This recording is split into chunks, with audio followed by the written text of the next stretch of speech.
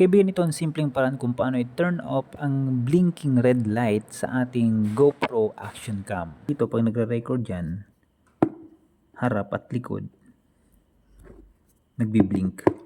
Actually, pwede natin i-turn on lang itong sa likod, o kaya yung i-turn on natin yung sa likod, o kaya yung sa harap. Okay, simulan na natin. Okay, dito tayo sa ating Action Cam, ang GoPro Hero 9. I-scroll lang natin pa ibaba. At ngayon naman, scroll natin pakaliwa. Scroll natin pakaliwa. Click mo yung references. I-click mo yung general. Dito makikita mo yung beep volume, quick capture, default preset. Okay, scroll natin pa itaas. Makikita mo yung LEDs, LEDs, yung LEDs. Click mo yan. Kung gusto mo na yung front lang, yung ito turn off natin, dito, front lang yung turn off, pero dito nagbi-blink pa rin. Yung sa likod, yung sa side mo. Kung gusto mo na lahat naka-turn off, lagay mo dito sa turn off, dito sa all off. Okay, testingan natin. Dito tayo sa front off only.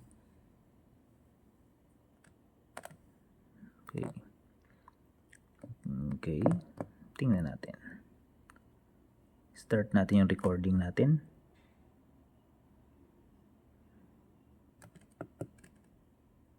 Nagbi-blink yung sa likod, sa harap wala. Okay, ngayon naman ito-turn off natin lahat. Scroll mo pa ibaba at scroll natin pa kaliwa. Click mo tong preferences mo, yung general. Scroll natin pa itaas.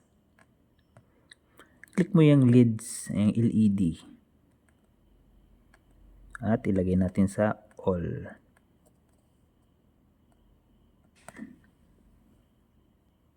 Okay, naka-all na. Back na natin.